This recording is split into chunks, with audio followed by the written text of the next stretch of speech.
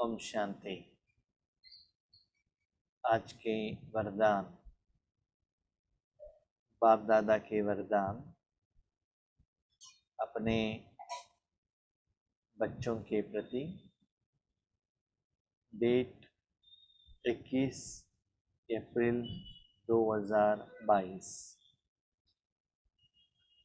वरदान है, सर्व शक्तियों द्वारा हर कंप्लेंट को समाप्त कर कंप्लीट बनने वाले शक्तिशाली आत्मा भव।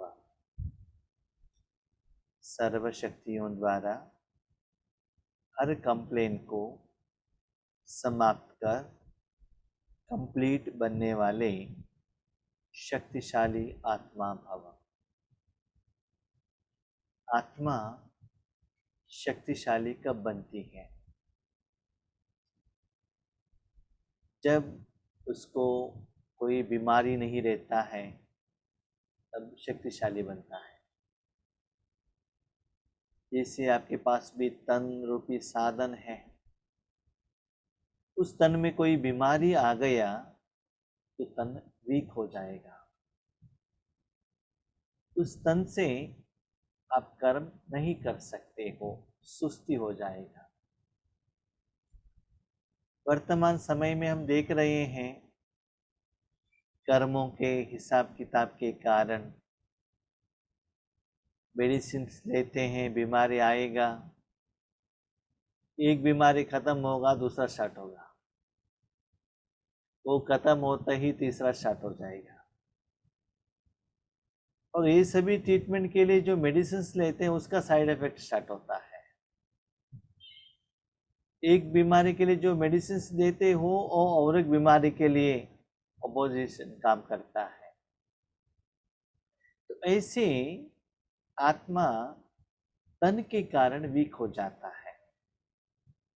इसे हमारे जिंदगी में भी कभी कभी फाइनेंशियल प्रॉब्लम, कभी कभी टेंशन, घर में रिलेशनशिप का प्रॉब्लम, बच्चे बात नहीं सुनते हैं, तन का प्रॉब्लम, इससे वैरायटी का समस्या आते ही रहता है। हम क्या करते हैं, ज्यादातर समस्या का समाधान धन द्वारा समाधान देने के लिए प्रयत्न करते हैं। लेकिन बाबा कहता है, बच्चे ठीक है, लेकिन जो समस्या का मेन कारण है, आत्मा ने वो गलती की है। इसीलिए आत्मा को पावरफुल बनाना चाहिए और अपने में जो कमियां हैं 1 बाय 1 ट्रीटमेंट द्वारा, राजयोग द्वारा, पुण्य का खाते द्वारा, सेवा के फल द्वारा, आशीर्वाद द्वारा, योग के प्रयोग द्वारा कंप्लीट करना चाहिए। जितना कंप्लीट हो जाएगा, आज ये प्रॉब्लम है, वो प्रॉब्लम है, तब आत्मा में क्या होगा, शक्ति मिलेगा, तब आप सेवा कर सकते हो। हर रोज आप ऑफिस में जाते हो या घर गृहस्थ में कर्म करते हैं, तो सब कुछ ठीक रहेगा तभी तो आप काम कर सकते हो ना। कहाँ कुछ गड़बड़ हो गया तो क्या होता है ना, कर्म यथार्थ विधिवत आप नहीं कर सकते हो। इसीलिए जहाँ वीकनेस है, जो कमियां हैं, जो विकार है, वहां से ही माया एंटर करती है। अपने घर में देख लीजिएगा, मच्छर कहाँ से आता है? अभी थोड़ा सा जगह है, अंदर आने का चांस है, वहां से ही आ जाएगा। तो चेक कीजिएगा, बार बार आपकी जिंदगी में विघ्न, परिस्थितियां, समस्याएं कहाँ से आ रही है? क्या कोई व्यक्ति से, या धन से, या तन से, या अपने मन से? या अभी तक जो विकार है, काम विकार, ये चाहिए वो चाहिए, या गुस्सा, तो चेक कीजिएगा। चेक करते करते वन बाय वन उसको क्या करना चाहिए, समाप्त करते ही रहना चाहिए, तो कंप्लीट होता ही जाएगा। मैंने ईश्वरीय जीवन में मैंने ये देखा है, मैं बाबा के बच्चे बनने के पहले हमारे परिवार में बहुत समस्याएं थी। एक तो फाइनेंशियल प्रॉब्लम था, हमारे पिताजी अकेले कमाई करते थे, सभी लोगों को उससे ही जिंदगी जीना है, 5 बच्चे हैं, स्कूल भी पढ़ाना है। उसके बाद हर एक आत्माओं का भी अलग अलग प्रॉब्लम था। लेकिन हमने देखा इतना राजयोग का प्रैक्टिस, सेवा करते गए, one by one one by one one by one, इतना स्लोली बाबा ने समस्या का समाधान दिया।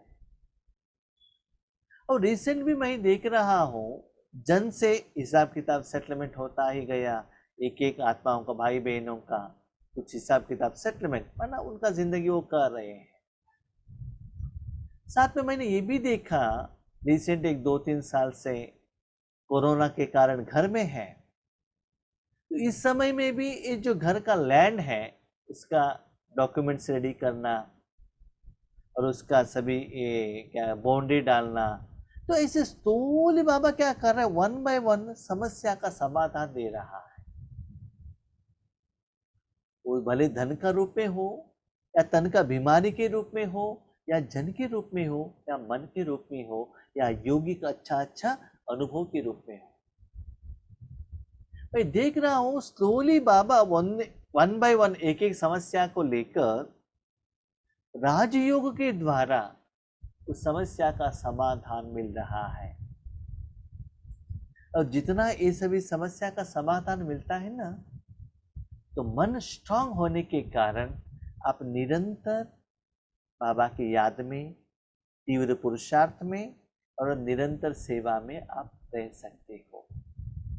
इसीलिए बाबा क्या कहते हैं, बच्चे अभी तक आपने क्या सोचा था, समस्या आएगा तो धन द्वारा समस्या का समाधान मिलेगा, मैं शादी करूंगा तो मेरे बच्चे बीबी जो भी है ना, माना जन, ये आपको समाधान देंगे, गवर्नमेंट काम मिलेगा तो गवर्नमेंट मुझे सपोर्ट में आएगा, इंश्योरेंस पेमेंट करेंगे तो इंश्योरेंस मुझे काम पर आएगा। लेकिन वास्तविकता तो बच्चे ऐसा नहीं है।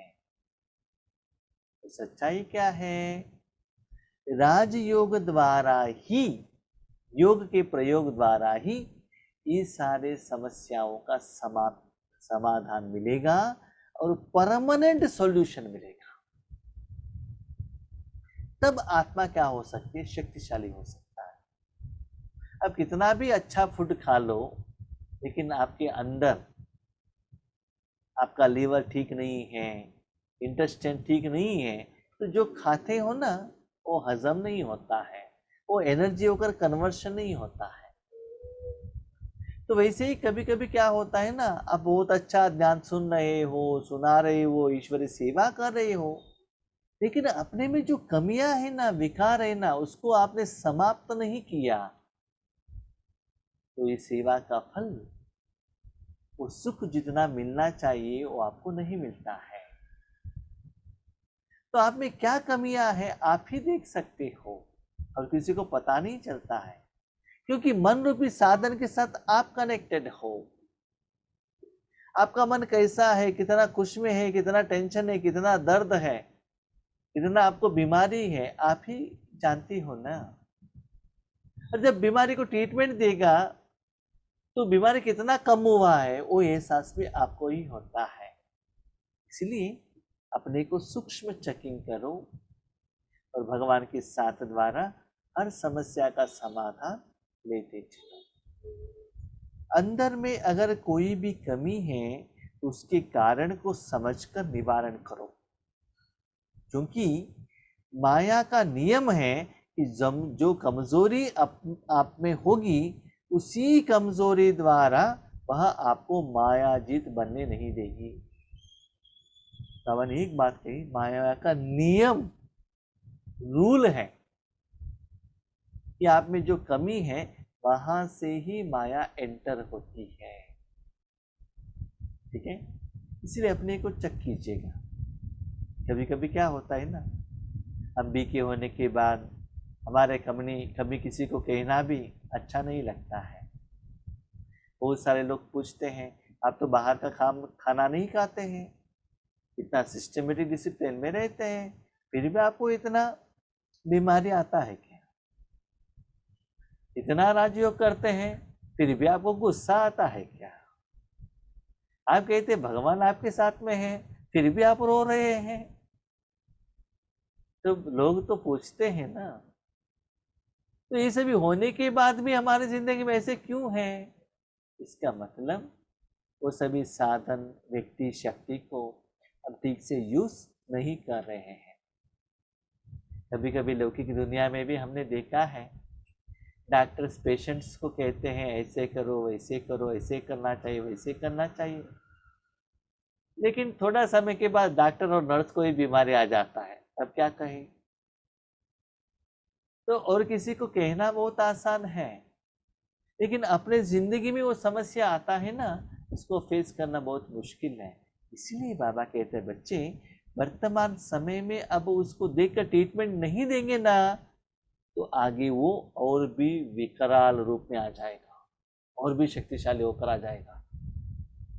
इसलिए जब स्टार्टिंग स्टेज में है ना, मेडिसिन से कम हो सकता है, ज्यादा हो जाएगा तो ऑपरेशन करके उस पार्ट को ही कट करके बाहर फेंकना पड़ेगा। इसीलिए अभी से ही अटेंशन रहे, स्पेशली जो सूक्ष्म रूप में आप में जो कमियां हैं। माया उसी कमजोरी का लाभ लेगी और अंत समय में भी वही कमजोरी धोखा देगी।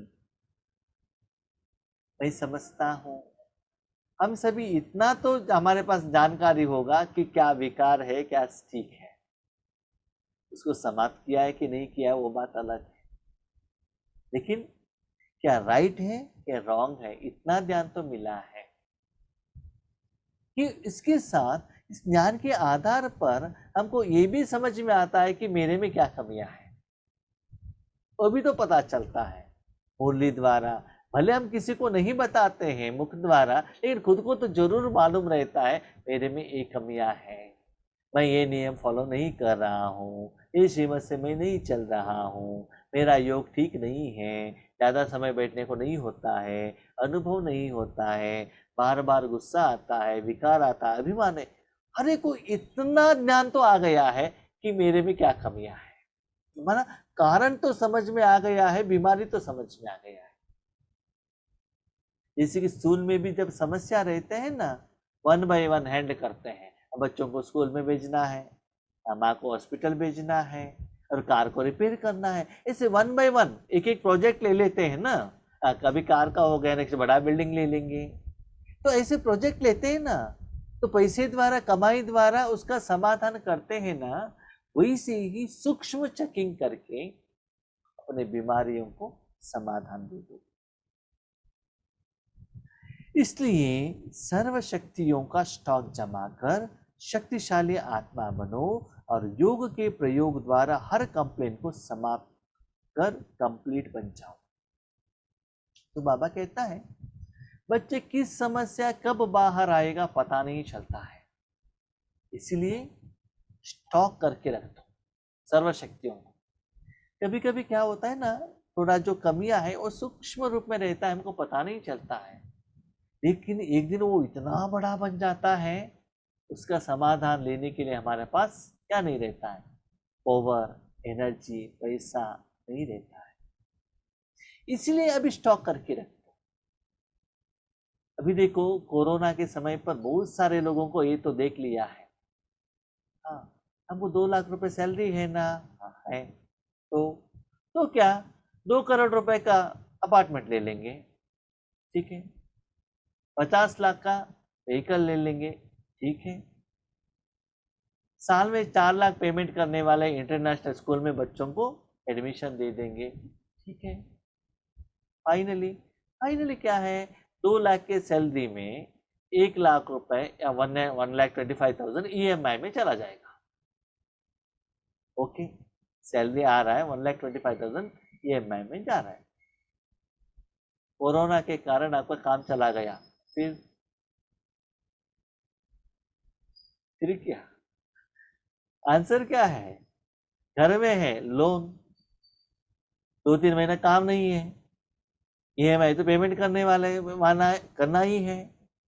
गवर्नमेंट ने 3 महीने पोस्टपोन करने के लिए बताया, लेकिन EMI फ्री तो नहीं किया। तो रिजल्ट्स क्या हुआ? रिजल्ट्स ये हुआ, हम सेविंग करने के बदले और भी दुनिया से क्या हो गए, लोन में आ गए। सपोज वो सभी इच्छाओं को आपने कम किया होता, आपके पास पैसा सेविंग्स में आ गया होता, तो क्या होता? 2-3 महीने कोरोना है तो भी कोई प्रॉब्लम नहीं है, सेविंग बैंक अकाउंट से ग्रॉसरी लेकर आओ, भोजन खा लो, नो प्रॉब्लम। इसलिए याद रखिएगा, चाहे स्थूल धन हो, सूक्ष्म धन हो, ज्ञान का धन हो, समय का धन हो, संकल्प का धन हो, ईश्वर का धन हो, परमात्मा का धन हो और दुआ का धन हो, जितना हो सके मिनिमम खर्चा करके उसको क्या करें, सेविंग करके रखिएगा।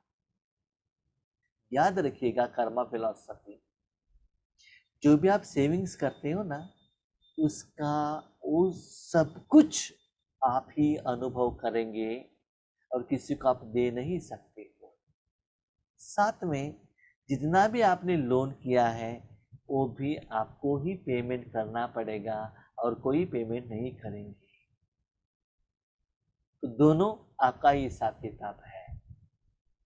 तो सेविंग्स आपके पास बहुत ज़्यादा है तो सत्य को त्रेता युग में आपको सुख बहुत अच्छा ही मिलेगा, लंबा समय तक रहेगा। चाहे तो प्रैक्टिकली देख लीजिए ना आप, हम बच्चों का, बाबा के बच्चों का लास्ट जो 84th जन्म भी हम कितना सुखी हैं, इतना हमको आराम से भोजन मिल रहा है, इतना अच्छा परिवार है। लास्ट बर्थ भी जो कलयुग का अंतिम समय में है, तो ये सभी किस आधार पर मिला? संगम युग में ज्यादा कमाई करना है और कम खर्चा करना है और जो भी कमियां है उसको निकाल देना है। इसलिए कभी भी ज्यादा स्थूल और सूक्ष्म में ज्यादा खर्चा करने का जरूरत नहीं है। स्टॉक जमा करो। हाँ, अभी क्या होता है ना, अपने बैंक बैलेंस रखा, कोई मोबाइल द्वारा बैंक बैलेंस देख सकते हैं, पासबुक द्वारा देख सकते हैं, लेकिन एक बैंक बैलेंस किसी को भी पता नहीं चलता है, आप और बाप दोनों को ही मालूम रहता है। तो चेक कीजिएगा, आप दिन ब दिन लोन में हो या सेविंग्स में हो, कैसे पता चलेगा? सुबह से शाम तक फुल टेंशन में है, समझ लो लोन में है।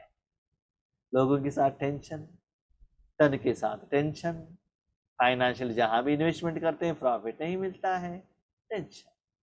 हर जगह पर जाएंगे, दुआ मिलेगा, खुशी मिलेगा, सहयोग मिलेगा, सपोर्ट मिलेगा, मस्त रहेंगे, समझ लो। जो आपने राजयोग में दिया है वो आत्मा द्वारा, पंच तत्वों द्वारा आपको रिटर्न खुशी के रूप में, साधन के रूप में, दुआ के रूप में, प्यार के रूप में रिटर्न मिल रहा है।